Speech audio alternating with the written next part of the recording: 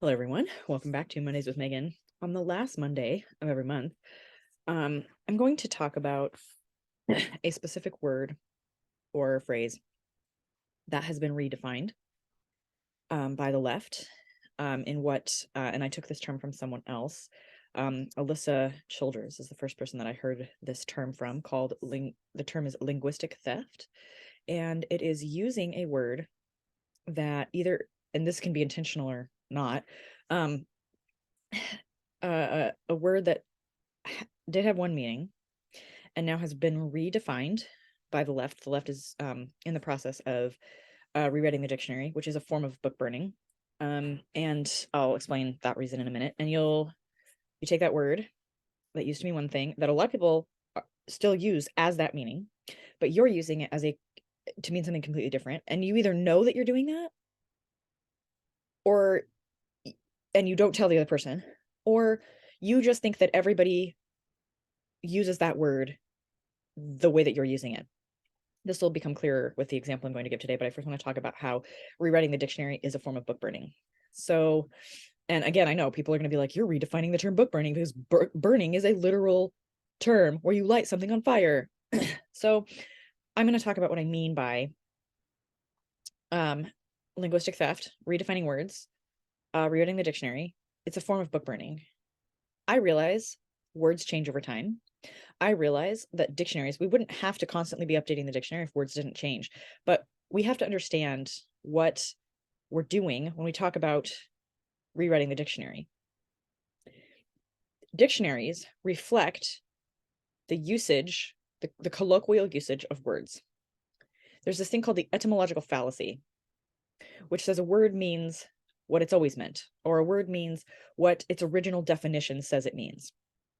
Now, I used to be in very close regular contact with a world-renowned linguist. And while this person was very liberal, not woke, but liberal, they said that the etymological fallacy, granted, it is a true thing, does not mean that it doesn't take into account, and it doesn't mean that the active rewriting of the dictionary and the active redefining of words to mean whatever you want them to mean is actually part of the natural process of language. It may or may not be. So this is going to get a little bit into my another thing I'm going to be the thing I'm doing on my Ghost, which is a similar platform to Substack, but it's more censorship free. I don't think anything is totally censorship free. I don't trust any big tech platform, but if you want to sign up for my newsletter, the series I'm going to be doing this year, and I started it today, twice a month on the 1st and the 15th of every month. This is the free version. There's 2 other versions that are paid. You can find out about that on my website, meganwildhood.com. And for this year, though, the people who join my email list will get this series. It'll be 26 newsletters because it's twice a week or twice a month, every other week, that talks about what I agree with on the left still, even though that I'm no longer part of the radical leftist movement or the woke ideology. I don't subscribe to that anymore. But one of those things is, and this is a little preview, words do change meaning. That is true. So I think on the right, when people say, no, that's not what that word means, that's not what that word means. Well, words actually do change meaning over time. But what I'm talking about, what I'm going to feature in this series, the last Monday of every month, in my Mondays with Megan series, is that I'm going to highlight particular words that I would say would have been targeted, have been particularly used, have been deployed as soldiers in the woke army to facilitate the dismantling of our shared understanding of language, which facilitates the dismantling of our shared understanding of reality, which can dismantle our concept of reality itself.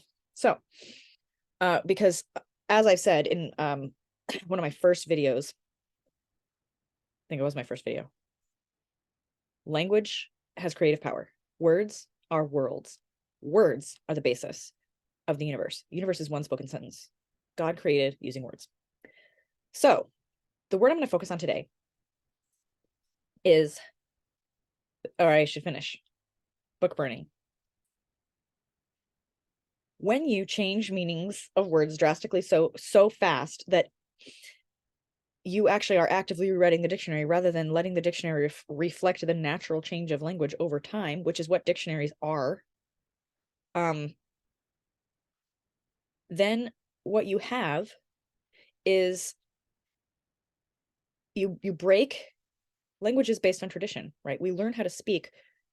This is more complicated than this. We learn how to speak by listening to our parents or our primary caregivers and watching what words do in the world.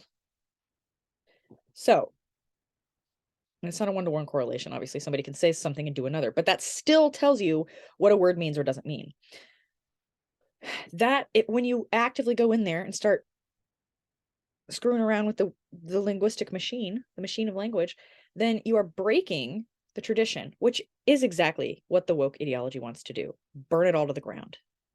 So when you actively change the meanings of words so drastically that it doesn't mean one thing from one generation to another, the same word doesn't mean one thing from one generation to another, then you cut off access to previous books. I tried to pick up a book from 10 years ago. I was not only alive 10 years ago, I was an adult 10 years ago. And the only reason that I could understand what was going on there is because I lived through it. Someone who has not lived through that era would have a very hard time understanding. And I wouldn't say this about all books, but they would totally misunderstand it, which I think is a problem that the right is having with the left, because they think that they're using words to mean traditional definitions. And the woke is very actively working to redefine every word. Yes, I'm going to put that out there on the internet. The word I'm going to start with is tolerance.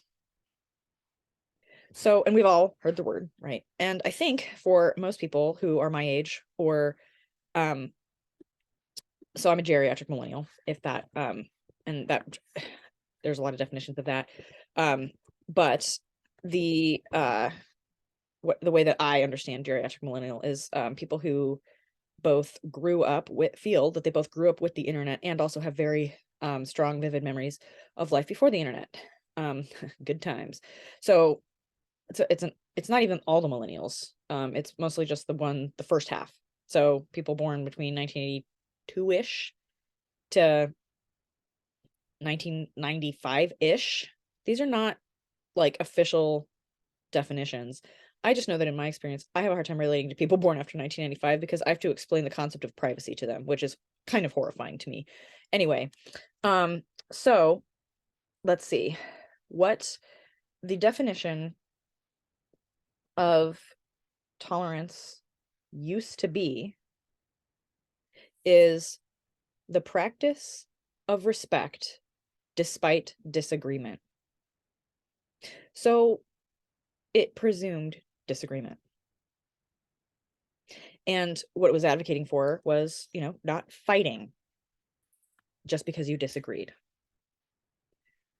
That is obviously not how that word is being used now, right?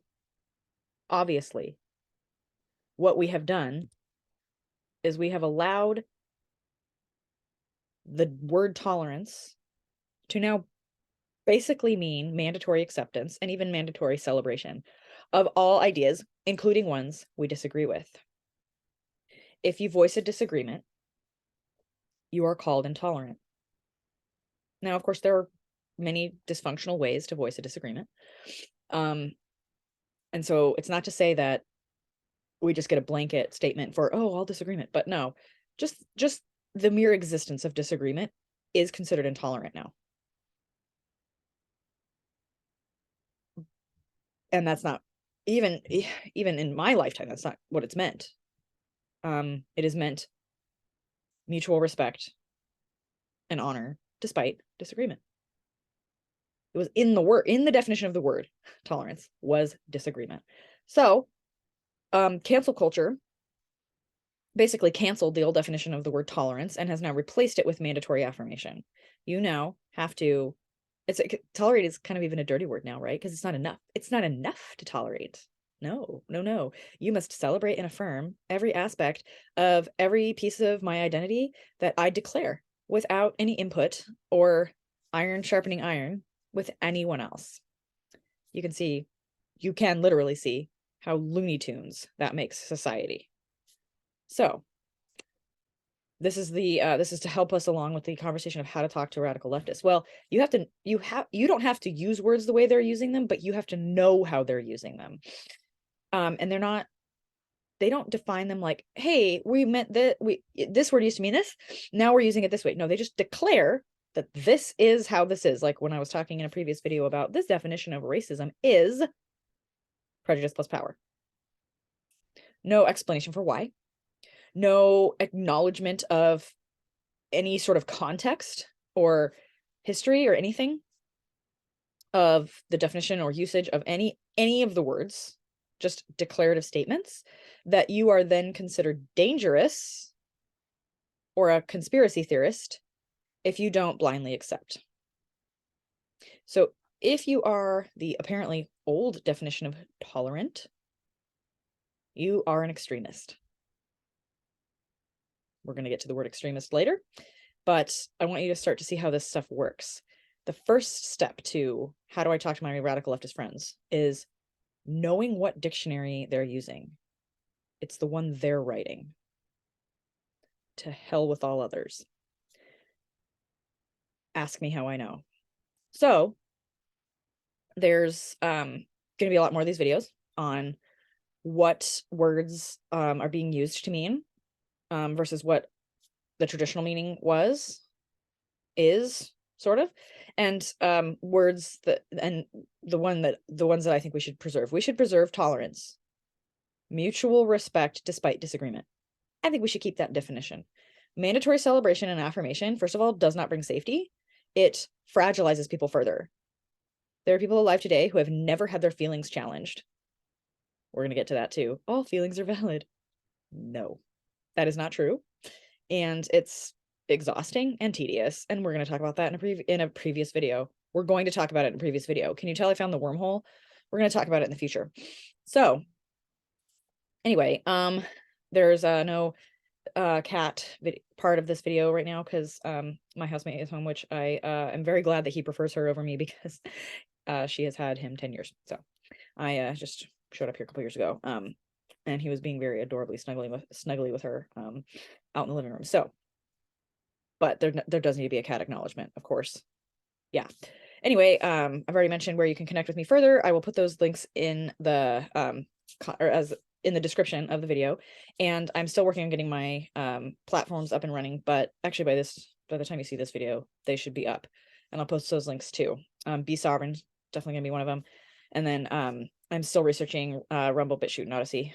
Although by the time you see this video, I hopefully will have that taken care of as well. So anyway, you will find all the descriptions to all the things. You will find the links to all the things in the description below. Yeah, can you tell I'm new? No, I'm really not new. I'm just whatever the opposite of early adopter is. So I don't know if that would be a curmudgeon. Anyway, let me know in the comments below what you think. And I may or may not engage depending on how positively snarky your comment is. Okay, that's all. And happy end of January 2023. That was quick. I think I'm just going to say that until I die, right? That's kind of a thing that one of those things that I realized, like, oh, I'm an adult now, because I remember adults saying, my God, time goes so fast, time goes so fast. No idea what they were talking about. I felt every second like Velcro.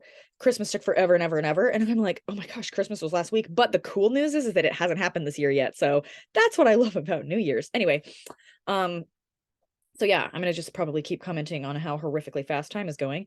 And hopefully you all can join me in that. Anyway, this is my Norwegian goodbye. Happy 2023, happy end of January. And I will see you next week, which will be the beginning of my birth month. Okay, bye.